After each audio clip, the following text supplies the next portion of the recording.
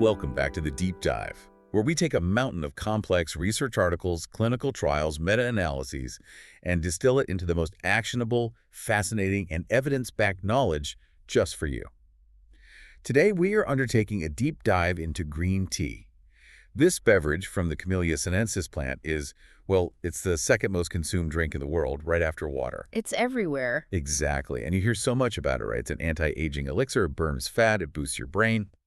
But when you really look at the high-quality clinical evidence, I mean, the rigorous data from randomized controlled trials or RCTs and systematic reviews, what's the hard, measurable truth? That is the big question. We're really trying to cut through decades of, marketing and just anecdotal claims to find out what the science actually says. And that's our mission today. To give you a really comprehensive evidence-based roadmap, we want to move past the general health halo and focus on the core measurable molecules that are actually responsible for the benefits. Okay, because when we say green tea, we're not just talking about a generic green liquid.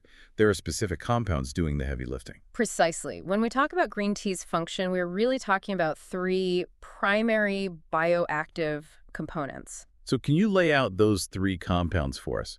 Because I think understanding them is absolutely key to understanding everything else we're going to talk about. Absolutely. So first, you have the polyphenolic catechins, and specifically a molecule called epigallocatechin 3-gallate, or EGCG. EGCG, that's one you always see on the supplements. That's the star of the show. It's the main antioxidant responsible for most of the metabolic and anti-aging claims. Okay, so that's number one. Second is a unique amino acid called L-theanine. This is the one that's really responsible for those calming, focused cognitive benefits, that classic alert but relaxed feeling. Right, not the coffee jitters. Exactly. And third, of course, is caffeine. It's the interaction between all three of these, EGCG, L-theanine, and caffeine, that makes green tea such a potent and unique matrix. It's not just one thing in isolation. And since there is genuinely so much conflicting information out there, we've really made a point to prioritize the most trustworthy and consistent clinical findings. We're focusing on data that gives us a clear signal. Right. So our investigation today is structured around really three core areas. Yeah. How green tea impacts your cardiometabolic health, its dual effect on, say, acute cognition and long-term brain health, and critically, the safety and optimization details you need to know. And to help us navigate the certainty of these findings, we'll be referencing the grade system, which is just a standardized way of rating the quality of the evidence. So when you say something is moderate certainty evidence, what does that mean for us? It means the data is strong. It comes from multiple, consistent, large-scale, randomized controlled trials. That's really the gold standard in clinical research. Okay, and if we cite low certainty evidence? That usually means the data is coming from large observational studies. And while these studies are fascinating, I mean, they can track people for decades, they can only show an association. Correlation isn't causation. Exactly. We can't definitively prove direct cause and effect because there's always the risk of what we call residual confounding. Which is the idea that people drinking 5 cups of green tea a day are probably also doing a lot of other healthy things, right? That's exactly. They're exercising, they're not smoking, and maybe that's what's driving the benefit, not just the tea. So we look for those strong signals, but we always treat them with the appropriate scientific caution. Got it.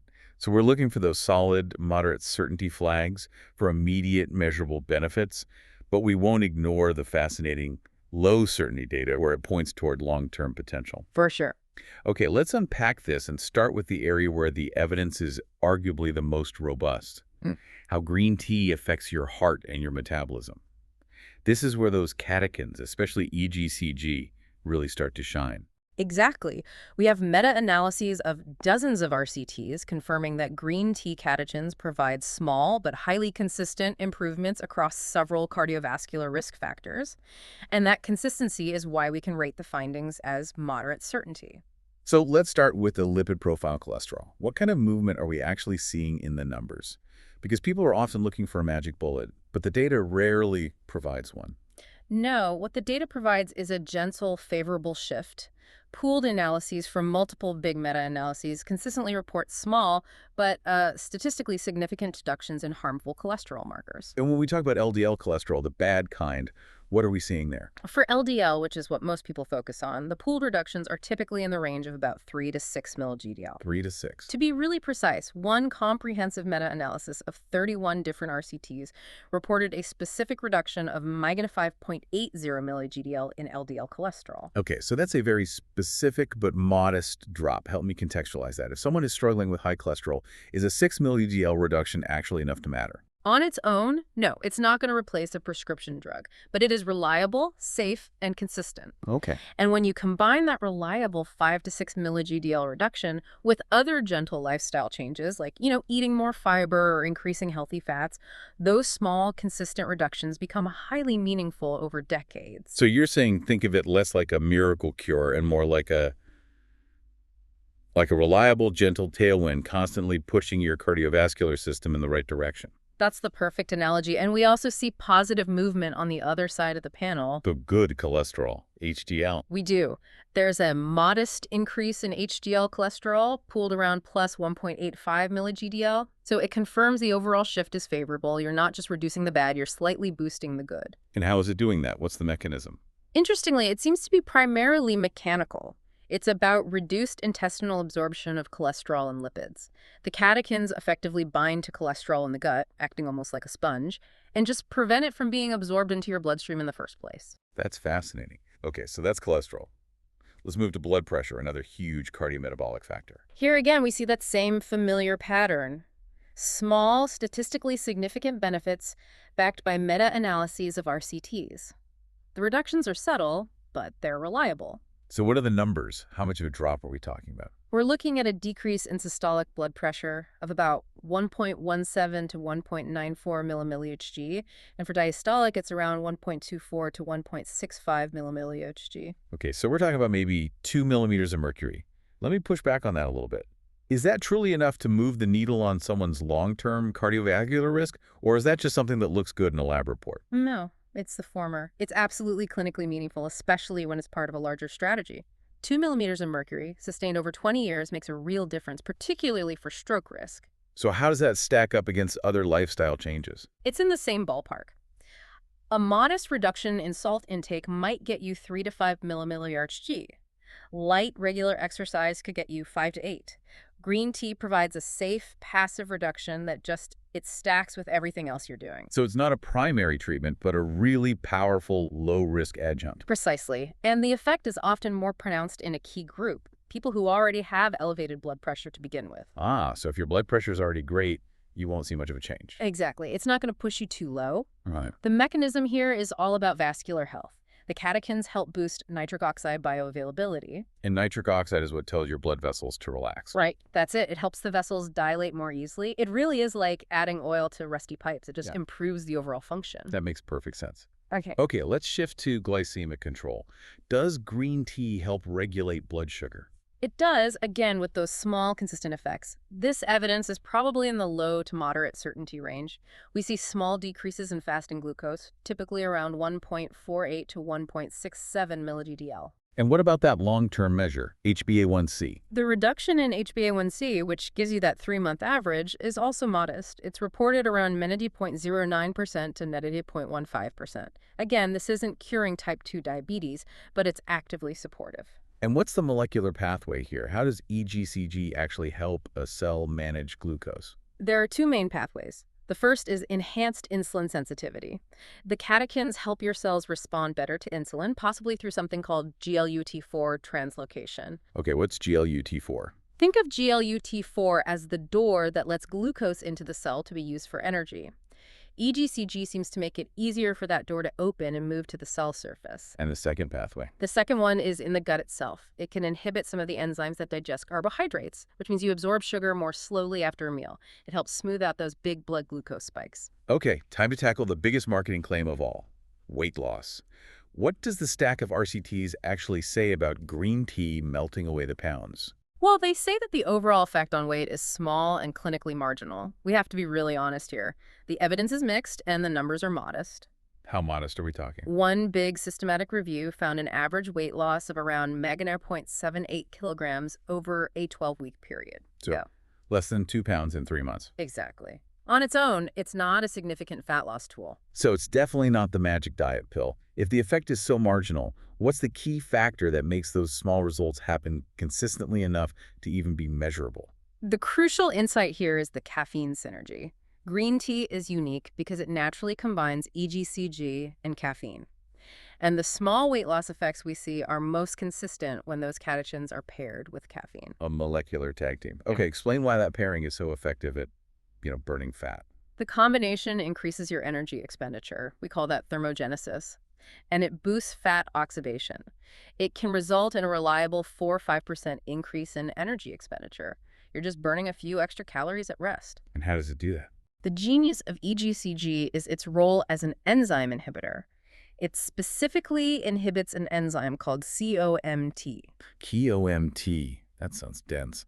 What does COMT actually do? COMT is the enzyme that normally breaks down norepinephrine.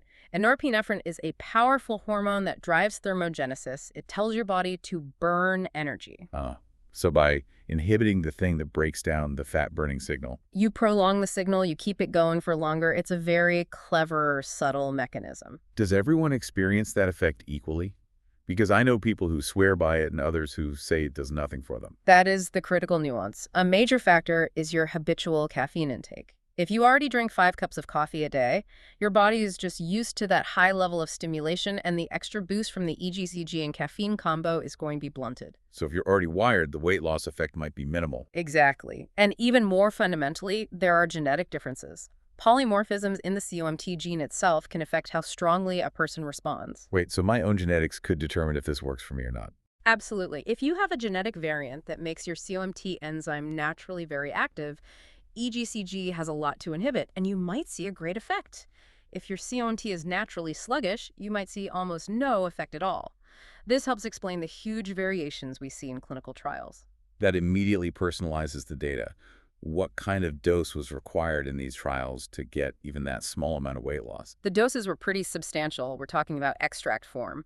500–750 milligrams of total catechins per day, combined with 250–450 milligrams of caffeine. That's a lot more than you'd get from just a few cups of tea. For sure. And this regimen had to be sustained for at least 12 weeks, and it was often combined with exercise, so it's really a supportive agent for an already active lifestyle, not a solitary solution. So we've established that green tea is a gentle metabolic tune-up, a reliable, quiet win for the body. But the second major claim, the one about focus and mood, is where the unique chemistry of this beverage truly shines, particularly when L-theanine steps into the spotlight. This is where it gets really interesting for anyone looking for that mental edge. Yes, the acute cognitive benefits.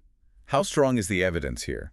Extremely well supported. It's rated as moderate certainty evidence based on systematic reviews of RCTs. And as you said, this is almost entirely down to that unique synergistic action of L-theanine and caffeine. And this is that characteristic feeling of tea, isn't it? Yeah. That relaxed alertness, not the hyper-jittery energy you get from a triple espresso. Exactly. Multiple reviews found moderate, robust improvements in specific cognitive domains, especially attention and working memory. And is there an optimal dose? A magic ratio? The trials that showed the best effects typically used around 100–200 milligrams of L-theanine paired with 50–100 milligrams of caffeine. It often falls into that perfect 2.1 ratio of theanine to caffeine. So caffeine is the accelerator, Yep. but L-theanine is the masterful counterregulator. How does L-theanine achieve that balance at a neurological level? It's fascinating. L-theanine dramatically increases alpha brainwave activity, and these alpha waves are strongly associated with a state of relaxed alertness, meditation, or flow. So while caffeine is waking you up, The L-theanine is acting like a neurological noise cancellation system. It specifically counteracts the negative effects of caffeine alone, the jitters, the anxiety, and what you're left with is clean, improved focus. that's a perfect analogy. So if someone is prepping for a meeting or an exam or some other focused task, is there an ideal time to drink it to get this peak effect? There is a surprisingly specific window. For optimal cognitive enhancement, you should consume the tea or extract about 45 to 60 minutes prior to the task. And that's to line up with its peak concentration in the blood. Exactly. That timing aligns with the peak plasma concentration of L-theanine, ensuring it's fully active in the brain right when you need it most. Beyond focus, L-theanine is heavily marketed as a stress and anxiety reducer. Does the clinical evidence back that up? Yes, it really does. L-theanine consistently shows strong positive effects here, earning that moderate certainty rating. RCTs and systematic reviews report measurable reductions in anxiety and stress-related symptoms. So what's the mechanism that makes it such a reliable stress modulator? It modulates several key neurotransmitter systems, but the star player here is GABA, or gamma-aminobutyric acid. L-theanine directly increases GABA. And GABA is the brain's main off switch, the brake pedal. That's a great way to put it. It's your brain's primary inhibitory neurotransmitter. So when stress is ramping up, L-theanine effectively steps on the brake, which promotes relaxation without causing sedation. And it has other subtle effects too, doesn't it? It does. It also modulates serotonin and dopamine, those feel-good monoamines, which contributes to an overall sense of well-being. We've also seen evidence this translates into better sleep, even though it's not a sleeping pill. Absolutely. Studies show L-theanine, usually around 200 milligrams a day for a few weeks, can significantly improve sleep quality. The most notable improvement is reducing sleep latency. The time it takes you to fall asleep. Exactly. And it also seems to decrease daytime dysfunction, especially in stressed individuals. So you don't just fall asleep faster, you feel more rested the next day. It improves the quality of the sleep you get. Okay, moving on to depression. The evidence here seems a bit more challenging to pin down. That's right, and we'd rate this as low certainty, though it's still promising. Observational studies tend to show a strong inverse relationship. So high green tea consumption is associated with lower depressive symptoms. And what about actual clinical trials? More rigorous RCTs using green tea extract or isolated L-theanine have also reported improvements in depressive symptom scores over several weeks. It suggests it has a potential role, maybe as an adjunct to standard treatment. I was really fascinated by one area that researchers are keen on, but where the clinical evidence is, well, kind of a letdown so far. Yeah. Brain-derived neurotrophic factor, or BDNF. Yes, this is a critical research gap. It highlights the difference between a good theory and the clinical reality. BDNF is a protein that's vital for neuroplasticity. It's like Miracle-Gro for your neurons. So the theory was that green tea should boost it. Exactly. Given its neuroprotective qualities in animal models, researchers heavily hypothesized it would increase BDNF in humans. But the clinical trials didn't confirm that. No. The one rigorous RCT we found that actually measured BDNF did not show a statistically significant effect from green tea extract compared to a placebo. So what was causing the small increases they did see? It was likely due to exercise. The participants were also physically active, and exercise itself is a huge BDNF booster. It just emphasizes that we still have a lot more to learn about the specific mechanisms. Okay, so the acute boost is clear, backed by moderate evidence. But this is the big question for healthy aging. Does drinking green tea for years actually protect your brain from cognitive decline? The evidence here is powerful, but it's predominantly from large cohort studies, so we have to rate this as low to moderate certainty. These are strong associations suggesting a protective effect, but causation isn't proven. And what populations are showing the strongest signal for protection against conditions like dementia? The most compelling data comes from East Asian cohorts, specifically in Japan and Singapore, where they have that high habitual consumption you need to study these long-term effects. And what did they find? They found that high consumption, often defined as 5 or more cups per day, is associated with a significantly lower risk of cognitive decline or impairment. The odds ratios in these studies range from 0.46 to 0.63. Whoa, that is a massive reduction in risk. Cutting the risk of impairment by almost half is a stunning number. It is stunning, which is why this data is cited so often. However, the protective benefit was often found to be strongest in the 50 to 69 age group, suggesting it might be most critical during that transitional period before any clinical decline is obvious. I also recall some specific details about sex and age differences in those sources. It wasn't the same for everyone. That's vital context that often gets lost in the headlines. Some of these cohorts found the protective association was notably stronger in males younger than 70, with some studies actually reporting no significant association for females. That's fascinating. Why would that be? We don't know for sure. It underscores that the protective mechanisms are complex and likely interact differently with male and female hormonal or metabolic profiles. It's not a one-size-fits-all effect. And the major ever-present caveat of this long-term data remains residual confounding. We must always come back to that. People who drink 5 cups of green tea every day for decades are probably doing a lot of other things right. Right. And while these studies use sophisticated statistics to try and adjust for those factors, the possibility that something else is influencing those impressive numbers always exists. So we have consistent, modest wins for heart and mind. But if we connect this to the bigger picture, the overall impact on lifespan, does drinking green tea actually help you live longer? The answer, based on the largest data sets we have, is suggestive of a positive role, but again, it's that low to moderate observational certainty. We can't prove it's the tea causing it. But what do the associations show? The large observational studies, mainly in those East Asian cohorts, demonstrate a strong association between higher habitual intake and lower all-cause mortality. And what dosage level seems to unlock that longevity signal? The protective association typically kicks in around 3 cups per day, but it shows the maximum benefit at 5 or more cups per day. And how big is that benefit? The highest consumers showed hazard ratios for all-cause mortality of 0.84 to 0.87 when compared to the lowest consumers. So a 13% to 16% reduction in mortality risk. That's a highly compelling statistical association. It is. One analysis even suggested that habitual consumption could be associated with gaining about 1.26 extra years of life at age 50, strictly based on those observed mortality rates. And is the association equally strong for all causes of death? No, and that's a key point. The association is often significantly stronger for cardiovascular disease mortality. We see reported reductions of 16% to 26% for those drinking 5 or more cups a day. Which makes perfect sense given everything we just discussed about blood pressure and lipids. Exactly. It aligns perfectly with the measured improvements in those risk factors. Okay, what about the other major longevity factor, cancer? This is a huge area of consumer interest. And this is where we have to be incredibly careful and maintain scientific integrity. While observational studies do suggest some inverse associations for specific cancers like gastric, colorectal, breast cancer, the evidence base is highly mixed and often inconsistent. So what does the most trustworthy data, the RCTs, say? The most rigorous reviews, like those from the Cochrane collaboration, conclude there is insufficient RCT evidence to recommend green tea for general cancer prevention or treatment. So the molecular mechanisms look promising in a petri dish, but it hasn't translated to conclusive proof in human trials yet. That's the bottom line. It's vital to separate the promising observational signals from the lack of definitive clinical trial evidence in this area. Understood. Let's touch briefly on bone health, which is a key factor in avoiding frailty in later life. The data here suggest a genuine complementary benefit.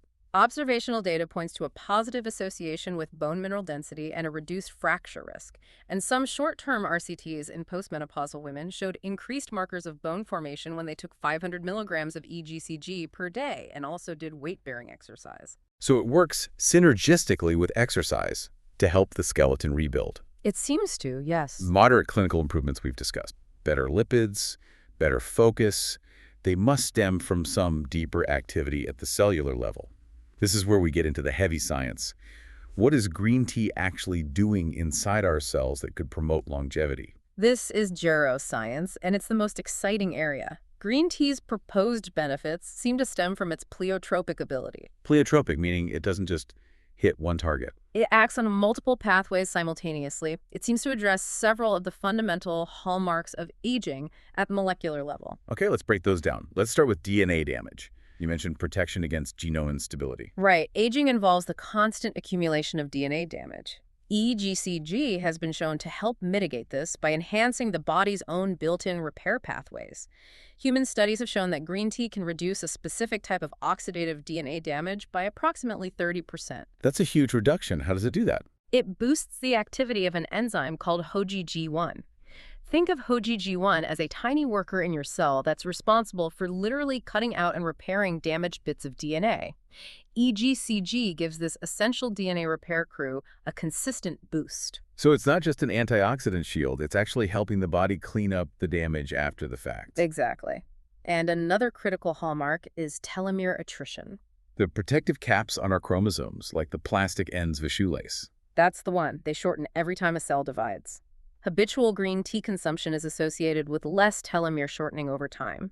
In some populations, the difference is biologically equivalent to delaying biological aging by several years. That is genuinely compelling. What about the quality control systems inside the cell? That leads us to disabled macroautophagy, which is your cell's essential recycling process. This process, which clears out junk like damaged organelles and toxic proteins, naturally declines with age. And EGCG helps with that. EGCG may stimulate autophagy, possibly by modulating key nutrient-sensing pathways. So it essentially acts as a cellular cleanup crew, prompting the cell to get rid of internal damage that would otherwise contribute to aging. And you also mentioned mitochondrial dysfunction, the failure of the cell's powerhouses. Yes, EGCG is what we call a mitochondria-targeting polyphenol. Studies suggest it can enhance the creation of new, healthy mitochondria and improve their energy-producing capacity. It may function as a crucial mitochondrial rejuvenation factor. Finally, we have to talk about chronic low-grade inflammation, or inflammaging, which seems to underlie almost all age-related disease. This might be the most comprehensive mechanism of all. Green tea compounds show potent anti-inflammatory activity, notably by inhibiting the NFQ signaling pathway. NFQ, you described that as the master switch for inflammation. It's one of the central regulators that drives that chronic low-grade inflammation. By consistently inhibiting this pathway, green tea compounds help damp down the persistent, low-level inflammatory fire that characterizes aging, and that really connects all those other benefits we discussed into one coherent mechanism. Okay, so if you're listening to this, you're likely convinced that green tea offers these modest, consistent benefits and has strong potential for long-term health. But, as we've already hinted, the science of making it effective is all about how you prepare it, and, critically, knowing the severe risks that come with concentrated extracts. The first, most frustrating scientific reality is the core limitation. The oral bioavailability of EGCG is extremely low. How low are we talking? We are talking about less than 1% of the EGCG you drink actually reaching your systemic circulation. It degrades rapidly in the gut and is poorly absorbed. So if you want the benefits, you have to actively fight this low absorption rate. So how do we hack the system to get more of that EGCG where it needs to go? We have several evidence-based hacks, and the most significant one is easily accessible, the vitamin C synergy. Just adding a source of vitamin C, like a squeeze of lemon juice, can dramatically increase catechin stability and absorption. How dramatic are we talking? Studies suggest improvements of up to 5 to 6 times the bioavailability. Whoa, 5 to 6 times just from lemon juice. Yes. The vitamin C works by stabilizing the catechins in the acidic environment of the stomach and intestine, just preventing them from degrading before they can be absorbed. This is the single most important, effortless modification you can make. That is a massive return on investment. What about timing in relation to meals? This is a bit tricky. Pharmacokinetic studies show that taking concentrated green tea extracts on an empty stomach does increase absorption. But, and this is huge, but, it comes with a severe safety trade-off, which we'll get to. Okay, so for regular brewed tea. For regular tea, separating it from meals is often advised to improve absorption. But we issue a very strong warning against taking concentrated extracts on an empty stomach because of the liver risk. Safety always trumps marginal absorption gains. What should we be actively avoiding when we prepare our tea? What kills the potency? 3 main culprits. First, heat. Optimal brewing temperature is crucial. You want hot water, but not boiling. Aim for 70-80 degrees C, that's about 156 degrees air, for about 3 to 5 minutes. And what does boiling water do? Boiling water actually degrades the delicate catechins, and it also extracts more of the bitter compounds, so the tea tastes worse and is less potent. And what about adding milk or taking it with food? Be careful with food and milk. Concurrent consumption, especially with dairy protein, can significantly reduce the bioavailability of catechins because of protein binding. If you want the maximum benefit, drink it without milk. And the third factor? The third crucial factor is iron. The polyphenols in green tea strongly inhibit non-HAM iron absorption by a huge margin, typically 60–70%. Wow, so if you're concerned about iron deficiency? You absolutely must consume tea between meals at least an hour or two apart from iron-rich foods or supplements. Okay, if we're aiming for those effective doses, say 400 to 700 milligrams of catechins per day, does the variety of green tea we drink actually matter? It matters a great deal. The key is that green tea is unfermented, which is what preserves the high catechin levels. But within that, the preparation method makes a massive difference. So how does something like matcha, the powdered form, compare to a traditional brew? Matcha is inherently more potent for both catechins and L-theanine. Because you're consuming the entire powdered leaf, you are ingesting significantly higher amounts of everything compared to just steeping a tea bag and then throwing the leaves away. So you get more potential benefit, but also more total systemic exposure. Exactly, which is important when we talk about safety thresholds. And for someone focusing specifically on the cognitive and mood benefits, that relaxed focus, is there a superior choice? Yes. For optimal cognitive focus, consider Yokuro or a high-grade matcha. These teas are grown in the shade for several weeks before harvest. And what does the shading do? The shading process prevents L-theanine from converting into catechins, so the final product is often much higher in L-theanine than the standard tea, giving you that ideal component profile for pure relaxation and focus. Okay, summing up the dose, what is the practical, effective dose for the listener? The habitual consumption associated with the long-term benefits we discussed is typically 3 to 5 cups per day of quality brewed tea. This corresponds to catechin doses of about 400 to 700 milligrams per day, which is achievable through regular dietary intake. This is the most critical section. We've established that drinking brewed tea is very safe, but when people want to amplify the benefit, they often turn to extracts, and this is where major safety concerns can arise. You must remember this distinction. Brewed green tea at typical consumption levels is generally safe for most healthy adults. That is a high certainty finding. The major risks arise when we move into highly concentrated, high-dose supplements. Okay, let's address the elephant in the room. The major safety warning regarding hepatotoxicity risk, liver damage. This is a moderate to high certainty risk that you absolutely cannot ignore. Concentrated green tea extracts, or GTE, have been linked to rare but documented cases of idiosyncratic liver injury and elevated liver enzymes. And to be clear, this is an issue with supplements, not the beverage itself. Exactly. It is the difference between sipping a glass of wine slowly over an evening and taking a concentrated alcohol capsule on an empty stomach. The dose and the speed of absorption matter immensely. Is there a specific EGCG dose that crosses the line into a higher risk category? Yes, regulatory agencies like ESSA in Europe strongly flag bolus doses of EGCG at or above 800 milligrams per day as higher risk. And 800 milligrams is roughly the EGCG equivalent of what in tea terms? It's like drinking 10 to 15 cups of strong tea all at once in a single dose. Some authors even recommend a more conservative safe intake of 300 milligrams of EGCG per day from supplements. So the high systemic spike in absorption from a capsule is the problem, not the total daily amount consumed gradually in beverage form. Precisely. And this leads to the essential mitigation strategy. If you are using extracts, they absolutely must be taken with food, not on an empty stomach. Right, with food. Consuming GTE with food significantly slows and reduces that peak systemic exposure, which is what seems to drive the risk. And if you're on high doses, over 500 milligrams a day long term, you should seriously consider periodic liver function tests with your doctor. We also need to cover medication interactions, as many people interested in green tea are also on medications for their cardiometabolic health. Yes, there are several clinically relevant interactions. First, warfarin. Green tea contains small amounts of vitamin K, which can antagonize warfarin's effect and reduce your anticoagulant control. So if you're on warfarin, keep your tea consumption consistent and monitor your INR closely. What about medications for blood pressure or cholesterol?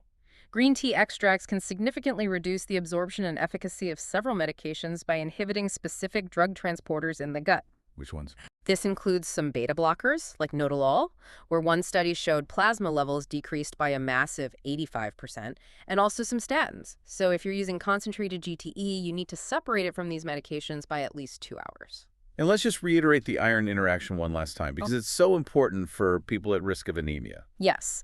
The catechins significantly reduce non-Ham iron absorption by 60 to 70%. If you are iron deficient or taking iron supplements, you must consume tea between meals and absolutely not with your iron supplements. That was a tremendous deep dive. Right. Let's quickly synthesize the key takeaways for you, the learner. Okay. Green tea, consumed habitually at 3 to 5 cups per day of quality brewed tea, offers modest, consistent, and safe benefits for your cardiovascular risk factors, LDL cholesterol, blood pressure, fasting glucose. And it gives you a reliable acute boost to cognition and mood. And its long-term benefits for longevity and cognitive decline are strongly suggested by powerful observational data, likely driven by its ability to tackle those hallmarks of aging-enhancing DNA repair, protecting telomeres, and damping down chronic inflammation. And the final practical takeaway is this. Commit to drinking 3 to 5 cups per day. Brew it gently at that optimal temperature, 70-80 degrees Celsius. Add a squeeze of lemon juice to boost absorption 5 to 6 times, and absolutely avoid unlabeled high-dose EGCG supplements, especially on an empty stomach. We've established that the benefit is real, though often modest. But the sources also highlighted a massive six-fold variability in how individual people respond to the exact same dose. So I have one final provocative thought for you to reflect on. We've seen that absorption and metabolism are highly variable. The next frontier of this research is going to be pharmacogenomics. Meaning, understanding how your specific genetic makeup-like variants in key metabolic enzymes like COMT, or even the unique composition of your gut microbiome, influences your personal ability to absorb and metabolize EGCG. Exactly. So the current generalized advice for 3 to 5 cups, which works for the average person, might be wildly suboptimal for you. One person might need only 2 cups, while another requires 7 to get the same beneficial blood levels. And this personalized approach will also be key to mitigating risk. Understanding your genetic susceptibility is the only way to ensure you maximize the benefits without risking that rare liver toxicity from high-dose extracts. The personalized tea prescription is coming, but until then, follow the safety rules and keep adding that lemon juice.